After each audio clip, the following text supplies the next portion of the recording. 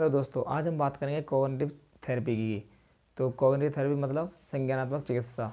Cognitive therapy में क्या होता है, जो रोगी होता है उसके अतार्किक विचारों और विश्वासों में मनोवैज्ञानिक कष्टों का कारण ढूंढा जाता है। तो इस प्रक्रिया में व्यक्ति की बौद्धिक क्षमता होती है, उसको ज़्यादा महत्व दिया जाता है कि वो सोचता कैसे किसी चीज़ के बारे में या वो क्या विश्वास रखता है। व्यक्ति के अतार्किक विचार और विश्वास ही उसके मनोवैज्ञानिक कष्टों का कारण बनते हैं। कॉग्निटिव का एक और मतलब है कि व्यक्ति की जो संवेदी तंत्र होते हैं, संवेदी ऑर्गन्स होते हैं, सेंस ऑर्गन्स होते हैं, उनके द्वारा प्राप्त सूचनाओं को अर्थ प्रदान करना, उन्हें याद करना और पुरानी बातों से साहचर्य स्थापित करना। मीन्स पुरानी बातों से कोई संबंध बनाए रखना तथा आवश्यकता पड़ने पर उनको उपयोग में लाना ही संज्ञान कहलाता है। तो इस पद्धति में मानसिक रोग की जो संज्ञानात्मक अवस्था होती है उसको ध्यान में रखकर ही उसका उपचार किया जाता है।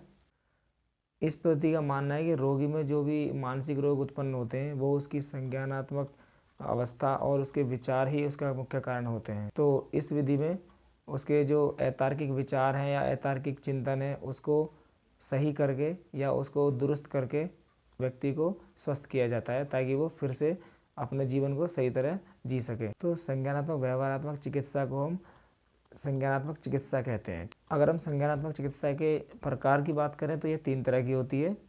कॉग्निटिव थेरेपीज में पहली आती है रैशनल इमोटिव थेरेपी, जिसका प्रतिपादन अल्बर्ट एलिस ने 1958 में किया था। इनका मानना है कि इमोशनल और साइकोलॉजिकल प्रॉब्लम्स का कोई बाहरी कारण नहीं होता, व्यक्ति के आंतरिक कारण होते हैं। आंतरिक कारण जैसे अतार्किक विचार, असंगत विचार। ये जो अतार्किक विचार और असंगत विचार होते हैं ये उस व्यक्ति को बाध्य करते हैं कि उसकी खुशी के लिए इन विचारों की पूर्ति करना आवश्यक है। तो वो व्यक्ति इन चीज़ों के बारे में जो अतार्किक रूप से सोचता रहता है और परेशान रहता है।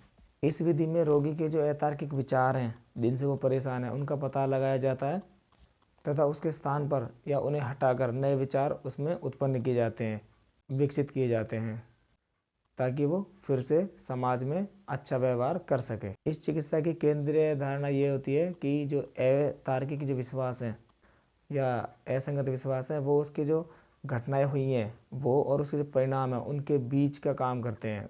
मीन्स जो अगर कुछ उस व्यक्ति के जो लाइफ में कुछ भी गलत हुआ है और उसके जो परिणाम हुए हैं उनके बीच में ये विश्वास कड़ी का काम करते हैं कि ये विश्वास उनको जोड़े रखते हैं। तो इस चिकित्सा का पहला चरण होता है कि जो उसके पुराने जो एक्सपीरियंसेस हैं, जो उसके विश्वास है, उसके परिणाम है, उनका विश्लेषण करना। तो इस तरह उसके जो विश्वास हैं जिन चीज़ों के बारे में उनको नोट कर लिया जाता है और उसके उन विश्वासों को पता लगाया जाता है जो उसके वर्तमान में विचारों को विकृत करते हैं।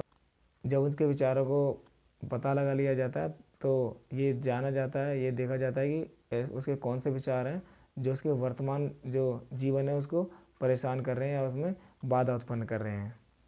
उसके विश्वासों को अनिर्देशात्मक प्रश्नों से मतलब नॉन डायरेक्टिव क्वेश्चंस करके या बातचीत करके उसके विश्वासों को खंडन करता है। ये पर्सन सेवा जो क्लाइंट होता है उसके अपने जीवन और विश्वासों से संबंधित अवधारणाओं के बारे में गहराई से सोचने के लिए मजबूर करते हैं। तो इससे क्या होता है, जो व्यक्ति होता है वो धीरे धीरे करके अपने जीवन में जो सही बातें होती है, जो तार्किक बातें होती हैं उनमें परिवर्तन करना शुरू कर देता है और अपने अविवेकी जो विश्वास होते हैं या अतार्किक जो विश्वास होते हैं उनको वो ख़त्म करके नए विश्वास उत्पन्न कर लेता है और इस तरह उसके मनोवैज्ञानिक कष्टों में कमी आ जाती है।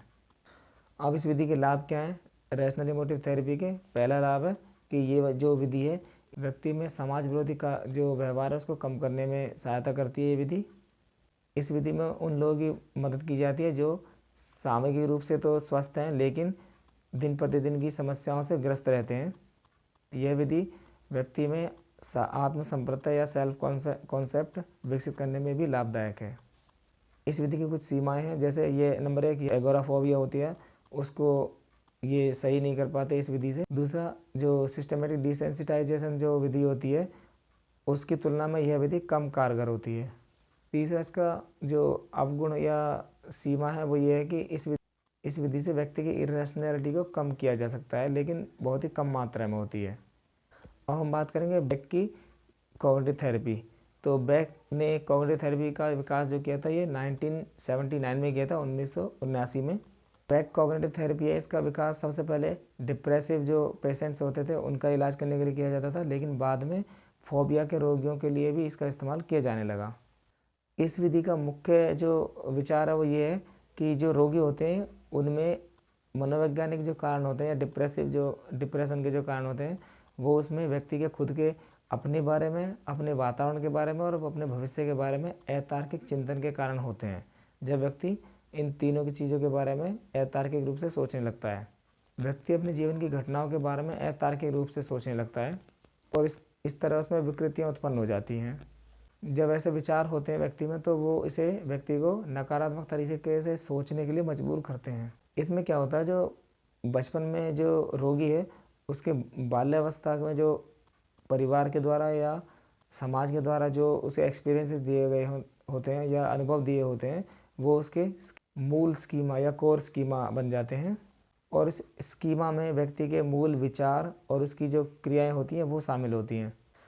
उदाहरण के लिए जैसे कोई बच्चा ये समझ सकता है बचपन में, अगर उसके माँ बाप ने, जैसे कभी कभी हम फैमिली में देखते हैं कुछ पेरेंट्स बच्चों को डांटते हैं कि तू किसी काम का नहीं है, तुम बेकार हो, तो ये चीज़ें बच्चा अपने मन में बिठा लेता है और यही कारण होते हैं कि वो बच्चा जब बड़ा होता है तो उसमें मनोवैज्ञानिक कारण या मनोवैज्ञानिक जो विकृतियाँ होती हैं वो उत्पन्न हो जाती हैं। तो दूसरा, जब समाज में देखते हैं तो कुछ बच्चों का मजाक उड़ाया जाता है, तो ये जो मजाक बच्चों का उड़ाया जाता है ये भी बच्चे में एक स्कीमा का रूप ले लेता है और जब बच्चा बड़ा होता है तो वो उसके मनोवैज्ञानिक कारण जो कष्ट है उनका कारण बनता है। इसमें रोगी के या व्यक्ति के नकारात्मक विचार निरंतर बनते रहते हैं, जैसे कि बच्चा या व्यक्ति ये समझ सकता है कि मैं सुंदर नहीं हूँ या मैं किसी काम का नहीं हूँ या मैं मूर्ख हूँ। इस तरह व्यक्ति में डिप्रेशन और एंग्जाइटी विकसित हो जाते हैं। तो इस तरह हम देखते हैं कि जो बेक ने जो थ्योरी दी है ये व्यक्ति के डिप्रेशन और एंग्जाइटी को ठीक करने में सहायक है।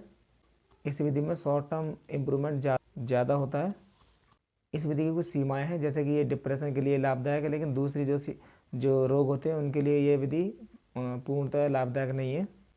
अब हम बात करते हैं सोशल प्रॉब्लम सॉल्विंग थ्योरी। जो विकास किया था वो क्या था, डी जोरिला गोल्डफ्रेंड 1971 ने।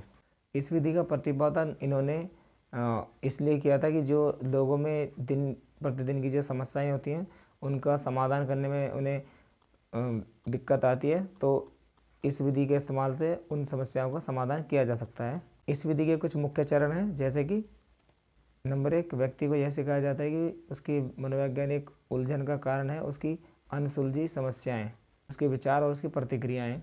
इसके बाद उसको सिखाया जाता है कि जो समस्याएं हैं किस तरह हो सकती हैं या किस प्रकार हो सकती हैं या कौन सी हो सकती हैं। नंबर 3, चिकित्सा संबंधी जो समस्याएं होती हैं उनके प्रति उनके लिए वैकल्पिक समाधान ढूंढा जाता है या उसके लिए वैकल्पिक समाधान क्या हो सकते हैं।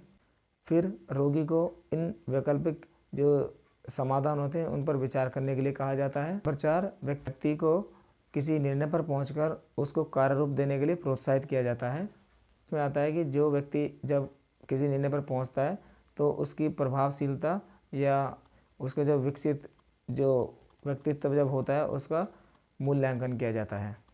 सोशल प्रॉब्लम सॉल्विंग है, इस विधि के भी कुछ दोष हैं या कुछ कमियां हैं और कुछ लाभ हैं जिनका हम इस प्रकार वर्णन कर सकते हैं। तो सबसे पहले इसका लाभ है, नंबर 1, जब रोगी को इसकी ट्रेनिंग दी जाती है तो वो डिप्रेसिव रिएक्शंस होते हैं उनके प्रति अच्छे से हैंडल उनको कर पाता है। नंबर 2, इस विधि का इस्तेमाल करके रोगी किसी भी समस्या का समाधान करने के लिए कौशल विकसित कर लेता है। नंबर 3, यह विधि साइकेट्रिक रोगियों के लिए बहुत ज़्यादा उपयोगी है। और नंबर 4, इस विधि का एल्कोहलिक जो पर्सन होते हैं उनका इलाज करने में ज़्यादा अच्छे कारगर या रिजल्ट अच्छे मिलते हैं।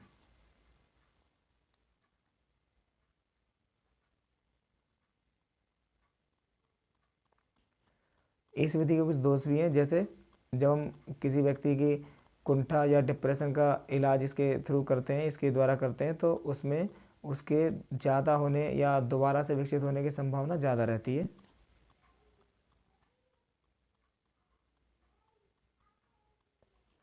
और सेकंड, इस विधि द्वारा सभी मानसिक समस्याओं का इलाज नहीं किया जा सकता। तो इस तरह हम देखते हैं कि जो कॉग्निटिव थेरेपी है उसके 3 टाइप्स होते हैं, 3 टाइप्स होते हैं, ठीक है, जैसे कि मैंने यहाँ पर बताया है। RET rational emotive therapy, then Beck's cognitive therapy, और तीसरा है सोशल प्रॉब्लम सॉल्विंग। इस तरह अभी हमारा कॉग्निटिव थेरेपी का क्वेश्चन पूरा होता है। Thank you for watching.